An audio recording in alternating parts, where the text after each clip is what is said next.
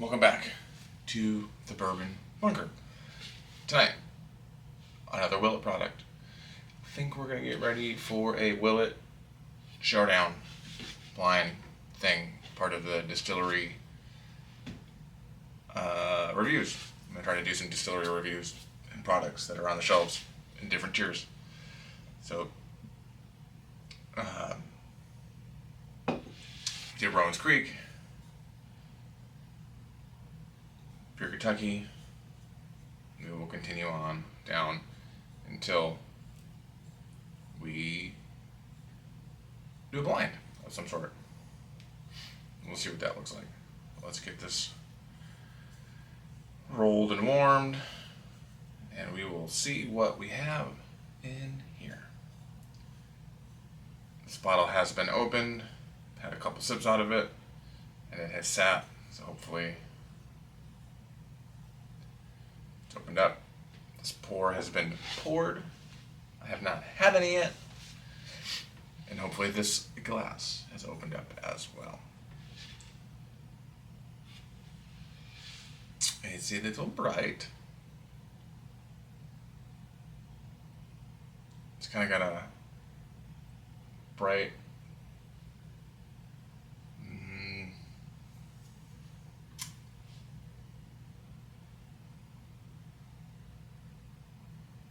it's candy, sweet candy,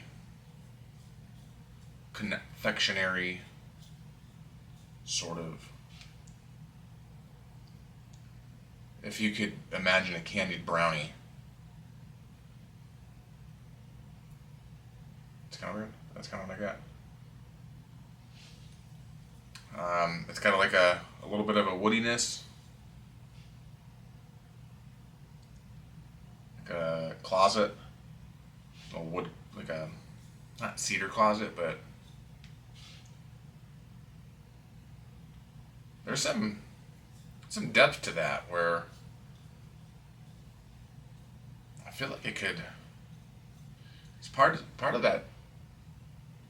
It smells like old and young all at the same time. I don't know. Let's talk about it. Let's talk what this is. I don't know if it is not age stated. It is 107 proof Willet product. It's about on every shelf, almost every store I go to. And I think I paid $38 for that. So what? Those stats on the way, and normally I should be talking about that first, but I dove right in. So here we are. But at $38, it kind of has that, like, is it young, is it old, kind of quality to it. It's got a bit of a funky mustiness in there that is definitely not there when I open this. So opening it and letting it get some time, it worked, it did something. Yeah, it's got like depth, like old. There's like some like leathery tobacco vibes with a little musty closet. But there's also a part of it where it's like this kind of is bright and young, if that makes any sense. So I got my fingerprints all over that. That's what you got.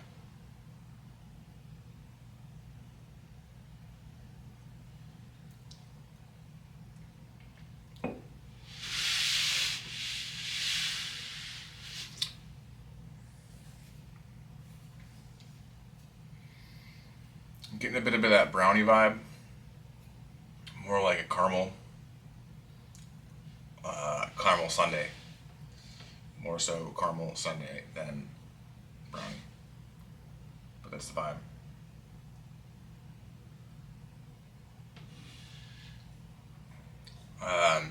I'm getting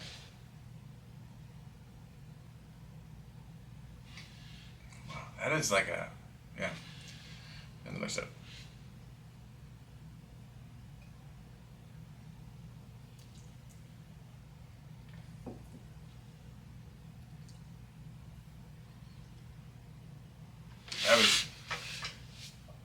pretty decent. It's got good texture. It's got a decent mouthfeel. It hangs around, coats my mouth pretty well.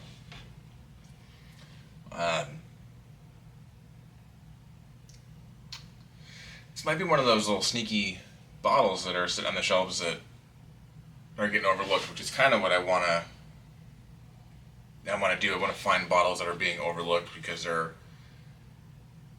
they've been around for a long time. They're not super popular for any other reason. Especially if you're newer into the bourbon world. Like, I haven't been around in the bourbon game for a whole lot of time. So if you're maybe looking for hidden gems or whatnot, or do these hold candles, do they still hold up? Do they hold up in the bourbon market today? That's kind of what I'm going to find out. I want to find out some bottles. Sorry, my forehead is like engine. Something fierce. So this has, there's another bottle this is kind of giving me vibes about.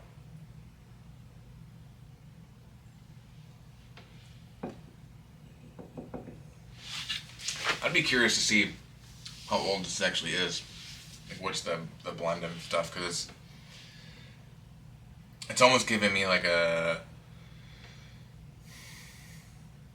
or I don't want to say it, but it's like almost like a rare breed kind of quality. Or rare breed's better, in my opinion. I think it is a better bourbon. I think it tastes better. I think it's probably better quality. Maybe not. This is all I've drank out of this bottle, and I've had numerous bottles of rare breed. So I kind of want to put this head to head. I mean, there's a gap there of proof, but I think this is holding its own. But it's giving me vibes of depth of a inexpensive pour that has, or an inexpensive bottle that has. I would like to think that there's some older whiskey in these blends. Excuse me, and I know like a rare breed has older whiskeys blended into those batches as well.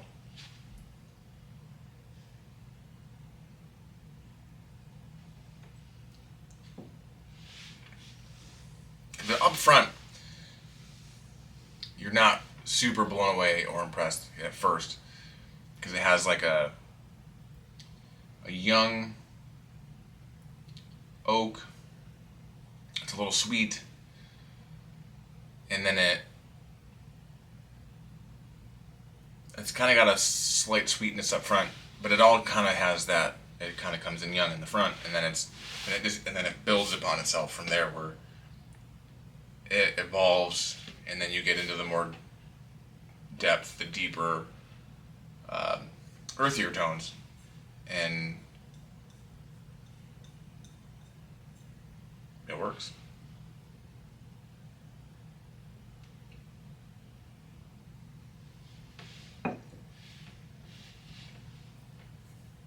Yeah, at first kind of like don't really want that to be what it is. It's kind of like a weird fudgy flavor. It kind of comes in with a little bit of a high note, and then immediately just the roller coaster does this, but the flavors go like this, right? Like it kind of rides this peak brightness, and then it kind of comes down into like a kind of like that caramel sundae. You get a little vanilla, the caramel, this like fudgy chocolate on top, and then it goes deeper into like a tobacco-y. It's almost like a leather, but like a wet leather, if you will. So that's what I get there, and for $38, it might not be one to sleep on. It might not be one to sleep on. That's all I have to say. It might not be up your alley. It does have, if you've had any Willet products, it does kind of have that vibe to it a little bit. I usually get like a purpley candy kind of thing, and it's not so much on the palate, but it is there on the nose.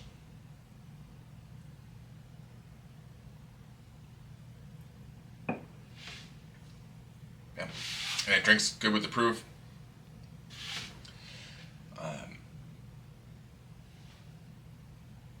I'm not mad about it. I'm not mad about this one.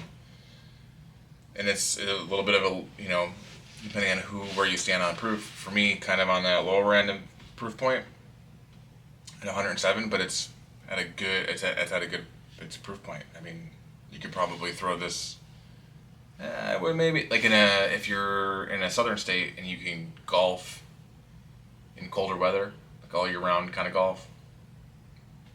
Maybe in like the fall, this would be a good golfing. Put it in a flask or whatnot and go golfing. But that's what I got. I kind of like this one. I should probably start doing like ratings. But I don't know how to do that. I don't know where I would rate it. Maybe one day we'll start that, and then we'll just do this all over again. Or maybe not. Maybe I won't even do that at all. We'll see. Cheers.